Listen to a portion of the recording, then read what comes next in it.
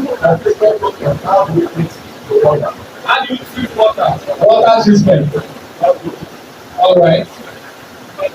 Number two.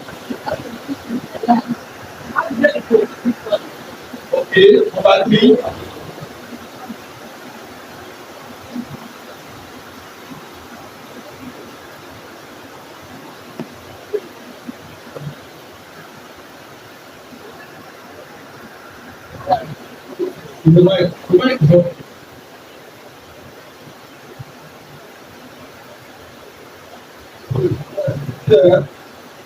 The breathing and wearing. What's the difference? All right. Next question. Okay. Take one and give example of the Okay. Example of H1. Okay.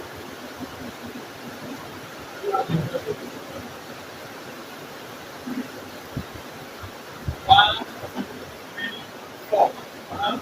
Any other way to well, that ready to be yes, yes, there's a way to know, but you must have a third eye. Like me now, when I went to buy this fish this morning, I didn't open it, I didn't raise it up. I told the father that sold to me, I said, leave this one is a male, leave this one is a female. But you must be rearing fish to master it. It's not just theology. It's not just lecture or theory. It's practical. So you must be practicing it to have this knowledge. If I tell you today, you forget it. So there's no point. I will try. Any other question? Yes, I'm just curious. I want to ask, how long does it take for the fish to survive that water, outside water? Okay, like because you saw this ones here, no water. All right, is that all? So I will start from the. Okay, Reverend, yes. Yes, that's part of my question. How long a fish can survive outside water, number one. Yeah. Then since the male and female lives in the same water, Yeah. how does the female conceive? All right, fantastic. So we have two questions now on breathing. Okay, how do I start? Let me start from Reverend. Reverend, okay, so you ask one of your questions, which is how long fish should stay outside water. Number one, there is no one straight answer. There are factors involved, which is for survivability outside of water. It depends on the condition, weather condition of the fish. That fish here can stay here for 48 hours without water because it's inside a room and it's isolated alone. Do you understand? You know, fish outside that they use water to survive, they also breathe with their mouth. So it can breathe the air you breathe. So it will survive with the air. So if there was no air here, maybe we cover the container, it will reduce the number of hours it will survive. Do you see that it's not a straight answer? It's not a straight answer. So it depends on the condition you subject the fish to. Another factor is that if I blindfold the fish, the way I covered it now with wet towel, you know it will survive more without water because it will take a position of sleeping, like sedation, like you sedated it. It will take that position and just be calm, like mumu, because you cover the eyes, you blindfolded it. So it depends on the condition. Now this same fish, if you take it outside on a sunny day, the sun will start drying the skin. And maybe after 4 or 5 hours, it will give up. Depending on how the sun is. But the fish will struggle. It will jump when it's not in a comfortable situation. It will jump, it will revolt. It will jump from wherever it is to search for water. You see those antennas they have, it's called whiskers. They can sense water as far as 300 meters. Yes. So it will start detecting the nearest water close by. Yes, they don't die easily. That's why they are called catfish. They don't die easily. Yes, they don't die. Even if I put knife on this fish now, you will see the blood. It will still be the muscles will still be moving. So it depends on the condition you subject the fish to that will determine. Then again, the age of the fish. These are matured fish. These fishes are already from birth almost 8 months already. You get it? So they are already mature adults. So that also helps them to survive. If I put a child into an enclosed environment and an adult, will the two of them have the same rate of survival? No. So this thing, when it comes to rearing of a living organism, it is not far from human. So if you know well about yourself as a human, you can relate with anything that is living. You will not miss it too far. So that solves the how long they can survive. Now the other side is breeding. You talked about having male and female in breeding. Now the sad news for catfish. This is not for all fish. For catfish, if you like, put them together for 1 million years. When they remain in captivity in an enclosed, controlled environment, they will not reproduce by themselves. So if you like, put 200 male with one female, they will not reproduce. If it is in a pond, except they are in their natural habitat, in the streams, in the rivers, then they will produce by themselves once a year or twice a year, as the case may be. That is nature. That's natural. It's nature made by God. No explanation. And for there's no explanation. And for catfish only. But for tilapia will be produced in captivity. In your pond, that's in your room, tilapia will be produced. For catfish, you don't get it. You no go answer you. So until you now do what we call artificial propagation, where you now use hormone to inject a matured parent fish. This fish is mature, not yet a parent. There's a difference between being mature and 18-year-old is time to be mature. But in some quarters, it's not yet old enough to be a parent. And in other quarters, it's over mature for the same purpose. So it depends on the eyes you are using to look.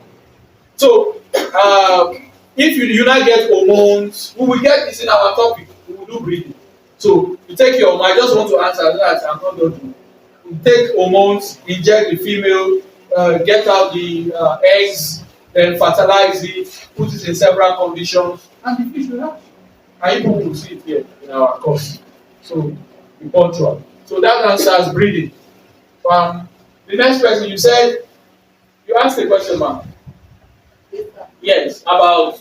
I said, how are we going to differentiate without checking it? Yes, you will grow to that stage. Now, let me also help you so that it doesn't like I just put you off. The female fish, the way to easily know it is that it's more robust than the male. It is more of fatty. It's fatty than the male. The male is tensed, tough muscles. And then there's a way, what we call dorsal fin. That fin at the back is called dorsal fin. There's a way the dorsal fin is that you will know that this dorsal fin is a female. There's a pattern it stays that you will know that this is a female and this is a male. So that's why I said it is as a result of your practical farming that you will know more. But I try to give you a clue. Then who else? Next person. Somebody else asked. Okay, you said Breeding and rearing. it's not the same thing. Breeding is the art of multiplying. Getting a male and a female, fertilization of egg, incubation, and blah blah blah. That is called breeding. Rearing rearing means to nurture, to grow from juvenile stage to table stage. That's what rearing means. Then you said An example of example of cage. Yeah, example of cage is net in a river, you can make a net in form of this table. Then the four angles, and around it you use a floater. You use a floater to suspend it on the water. Having done that, you also use stick to peg the angles around the net. Then you also tie it together. So this your net is submerged into a natural water body that allows constant flow of water through the net and organisms through it. Then they can feed and do their livelihood there. So that's an example of cage system. There are nets that are meant to do cage system, so they don't break. Except human factor go and break it. Naturally it will not break. Water will not break it, and the fish too will not break it. There's no scissors in their mouth. So how to treat water? Now, what are you treating for? You must first know what you are treating for to know how you can treat for. For example, you have pH. The pH, when we say pH, she mentioned alkalinity and acidity of water. That's what pH means. That's what pH means. So if your water is if your water is, there's a scale for pH. Okay, look up. You have a scale.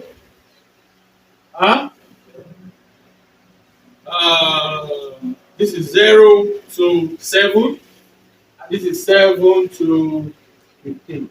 All right. So 7 is neutral.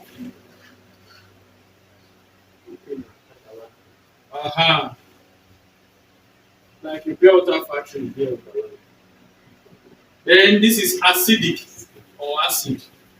So if you test your water and you have for example, your juvenile fish will survive. There's no water that is so bad that is below 3.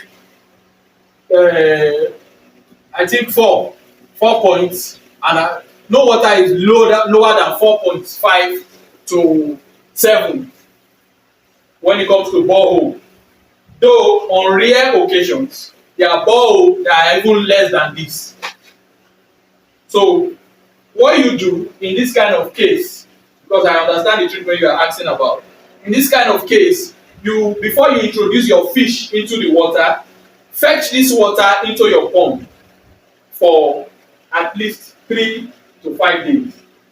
The natural air, the sun, process of photosynthesis will occur, and your water will move gradually from 4 or below 4 to this point.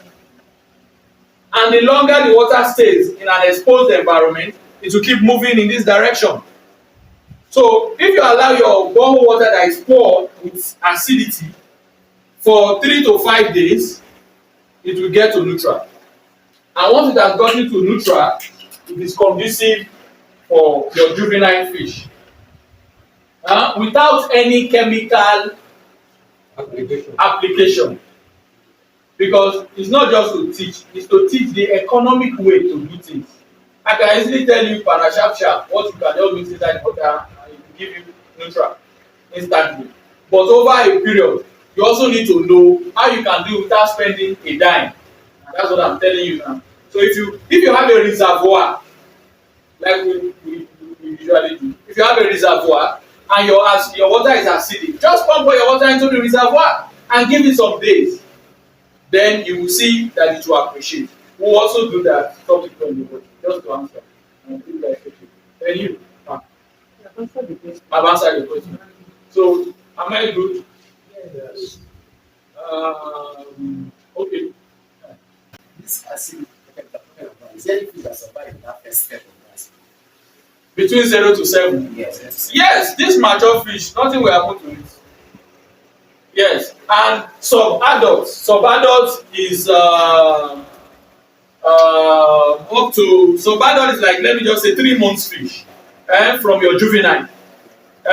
Or or 2 months from your juvenile stage. That's 8 weeks in addition to the juvenile stage. We survive with any from even 2 to 7 to survive, because the immune system will, and fish themselves, they boost the pH of the water. Immediately a living organism stays in a water that is acidic, because of the process of living, they will defecate, they will emit oxygen and carbon dioxide and all that inside the water. The process of passing, gradually neutralizing the acidity in the water will occur, and then to move that way.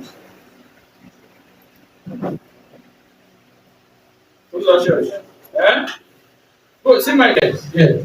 Okay, while you were explaining this acidity and something just came to my mind. All right. When you mentioned that you can use a chemical to treat the water and Yes. your food. So Yes. my question is there anything like organic fish farming and conventional fish farming? Of course, as long as any living thing is concerned, there is. You have organic and inorganic. But bottom line is that, for example, we know limestone.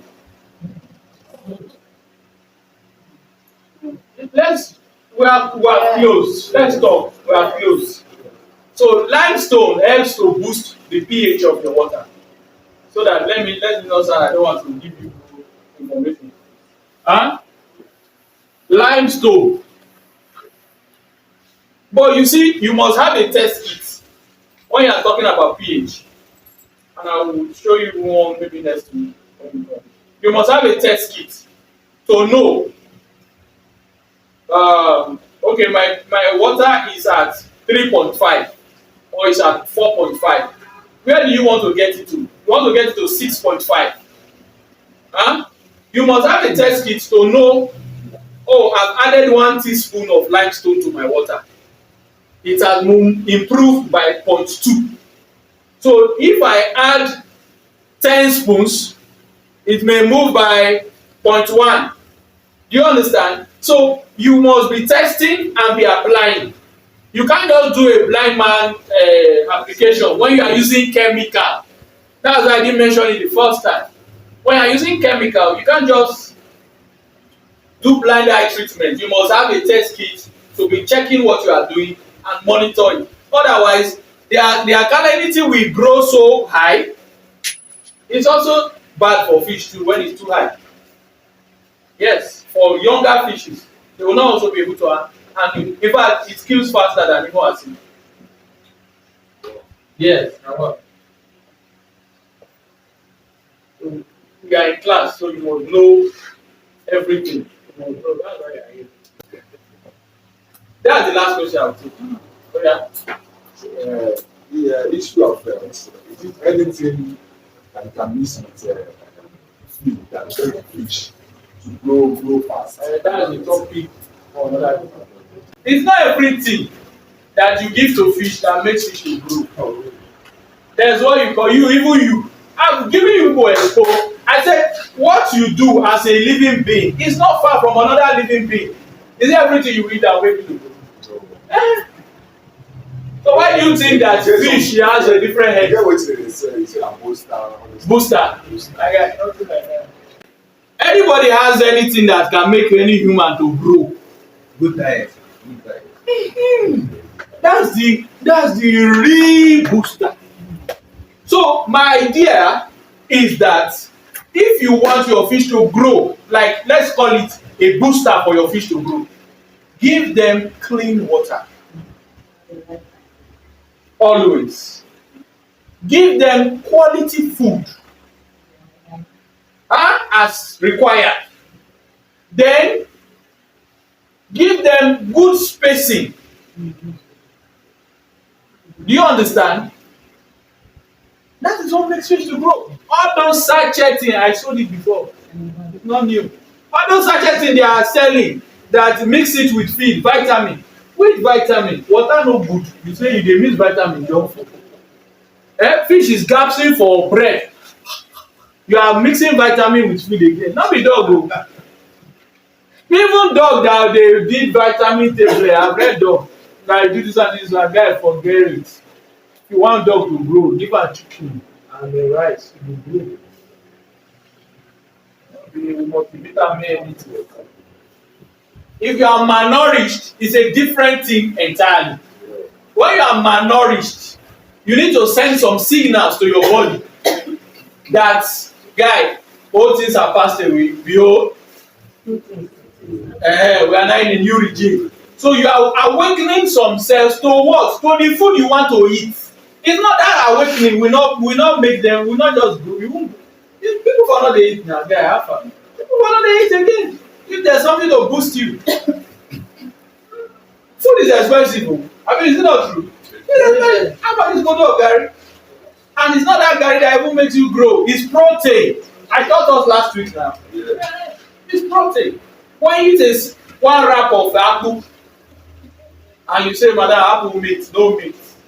And you want to grow, how now? How will you grow? So if you even gather carbohydrate fat in your body, one small hunger touch you, you will reduce back to what you were not, because it's not sustained. Protein is in the muscle.